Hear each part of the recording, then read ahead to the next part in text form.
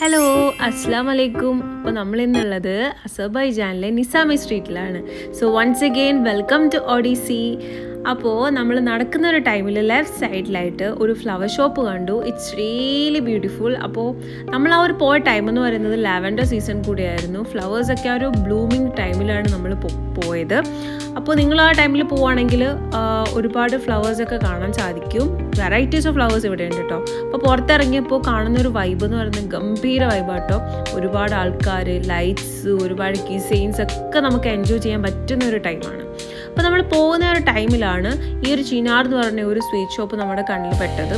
And it's really tempting. അടിപൊളി ടർക്കിഷും അറബിക്കും അതേപോലെ തന്നെ അസർബൈജാൻ ഒത്തൻറ്റിക് ആയിട്ടുള്ള സ്വീറ്റ്സ് നമുക്ക് ഇവിടെ വാങ്ങാൻ പറ്റും. ടേസ്റ്റ് എന്ന് പറഞ്ഞു കഴിഞ്ഞാൽ അടി ടോപ്പാണ്, ഒന്നും പറയാനില്ല. അടിപൊളി ടേസ്റ്റുള്ള സംഭവങ്ങളാണ്.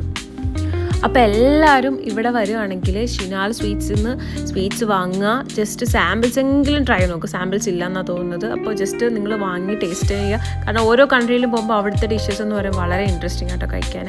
അപ്പോൾ ഈ ലേഡി ഉണ്ടാക്കിക്കൊണ്ടിരുന്നത് ഒരു കൈൻഡ് ഓഫ് ഒരു pan cake kind of fillings വരുന്ന ഒരു അസർബൈജാനി ഡിഷാണ്. ദെൻ നമ്മൾ ടർക്കിഷ് ആയിട്ടുള്ള സ്വീറ്റ്സ്, ബക്കലാവ ഒക്കെ ഒരുപാട് വെറൈറ്റീസ് ഓഫ് സ്വീറ്റ്സ് നമുക്ക് ഇവിടെ കാണാൻ സാധിക്കും. നല്ല തിരക്കുള്ള സമയത്തായിരുന്നു കേട്ടോ നമ്മൾ പോയത്. കാരണം സ്വീറ്റ് ഷോപ്പിൽ ഒരുപാട് ആൾക്കാർ സ്വീറ്റ്സ് വാങ്ങാനായിട്ട് ഇങ്ങനെ ലൈനായിട്ട് നിൽപ്പുണ്ട്.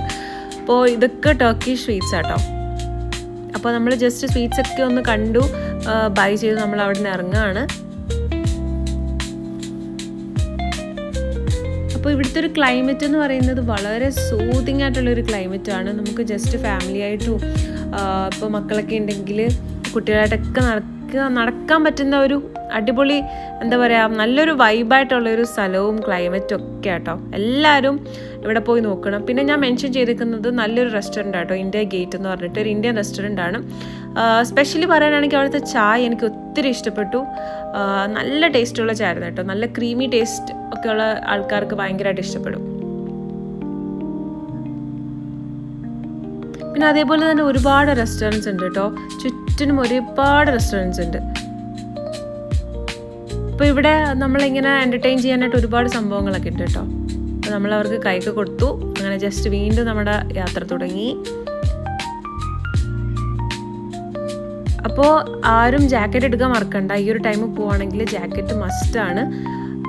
എന്നാൽ ബോഡിയിൽ നമുക്ക് അഫോർഡ് ചെയ്യാൻ പറ്റുന്ന ആ ഒരു തണുപ്പ് മാത്രമേ ഉള്ളൂ. വേണമെങ്കിൽ നിങ്ങൾക്ക് ജാക്കറ്റ് യൂസ് ചെയ്യാം, ഇല്ലെങ്കിൽ കുഴപ്പമൊന്നുമില്ല. എന്നാലും ഫോർ മീ ജാക്കറ്റ് എടുക്കുക. ആൻഡ് ഇത് കുരങ്ങനെ കണ്ടിരിക്കുന്ന കുറേ കുരങ്ങന്മാരെ നമുക്ക് കാണാൻ സാധിക്കും. നല്ല രസമില്ലേ?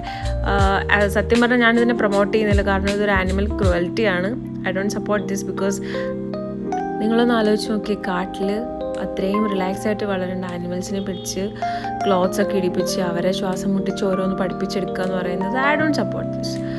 ഓക്കെ, എൻ്റർടൈൻമെൻ്റ് ഒക്കെ തന്നെയാണ്. I don't support this. Okay, coming to this, നമുക്കവിടെ DJ കൈൻഡ് ഓഫ് സംഭവങ്ങളൊക്കെ ഉണ്ടായിരുന്നു കേട്ടോ. ജസ്റ്റ് ഒരു ഷോ പോലെയൊക്കെ. പിന്നെ എടുത്തു പറയാനായിട്ട് ഒരുപാട് ഫാൻസി റെസ്റ്റോറൻറ്റ്സ് നമുക്ക് കാണാൻ പറ്റും, ചുറ്റിന് കാണാൻ പറ്റും. നിങ്ങൾക്ക് ഇൻസ്റ്റഗ്രാമിലൊക്കെ പിക്സ് ഇടയ്ക്കിടയ്ക്ക് പോസ്റ്റ് ചെയ്യുന്ന ആൾക്കാരാണെങ്കിൽ ഒരുപാട് ഡിഷസ് നിങ്ങൾക്ക് ട്രൈ ചെയ്യാം. ഒരുപാട് പിക്സ് നിങ്ങൾക്ക് എടുക്കാൻ പറ്റും. റിയലി അമേസിങ് ആയിട്ടുള്ള ഒരു സ്ട്രീറ്റ് ആട്ടോ ഇത്. വീക്കെൻഡ് പോകാൻ മറക്കരുത്. ഇതിനകത്ത് important point, note the point. ബാക്കിയുള്ള ഡേയ്സിൽ പോവുകയാണെങ്കിൽ നിങ്ങൾക്ക് ഒരു വൈബും അവിടെ കാണാൻ പറ്റില്ല.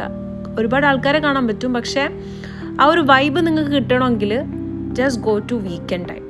വീക്കെൻഡിൽ മാത്രം പോവുക, എന്നാൽ മാത്രമേ ആ ഒരു സ്ട്രീറ്റ് ഉണരുക എന്നൊക്കെ പറയല്ലേ, അങ്ങനെ അത്ര ഗംഭീരമായിട്ട് നമുക്ക് കാണാൻ സാധിക്കും. ഒരുപാട് ആൾക്കാർ വരും.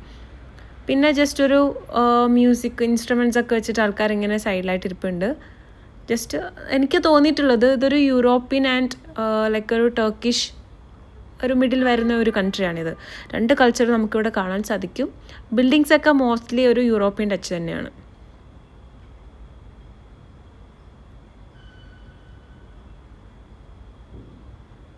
അതേപോലെ തന്നെ എങ്ങനെ ഈ ഒരു കൺട്രിയിൽ ബഡ്ജറ്റ് ഫ്രണ്ട്ലി ആയിട്ട് പോകാൻ പറ്റും എന്നൊക്കെ അറിയണമെന്നുണ്ടെങ്കിൽ ജസ്റ്റ് ഒന്ന് കമൻറ്റ് ചെയ്യുക. ഞാൻ ഉറപ്പായിട്ട് നിങ്ങൾക്ക് പറഞ്ഞുതരാം. അത് വലിയ കാര്യമൊന്നുമില്ല. ഞാൻ ജസ്റ്റ് നിങ്ങൾക്ക് ഉറപ്പായിട്ട് പോകാൻ പറ്റും. എൻ്റെ ആ ഒരു കുറച്ച് കാര്യങ്ങൾ ഫോളോ ചെയ്യുകയാണെങ്കിൽ ഈസി ആയിട്ട് പോകാൻ പറ്റും. അപ്പോൾ ഇതെന്ന് പറയുന്നത് ഞാൻ ഓൾറെഡി കാണിച്ചല്ലോ. ഇത് ചെസ്റ്റ് നട്ട്സ് എന്നാണ് ഇതിൻ്റെ പേര്.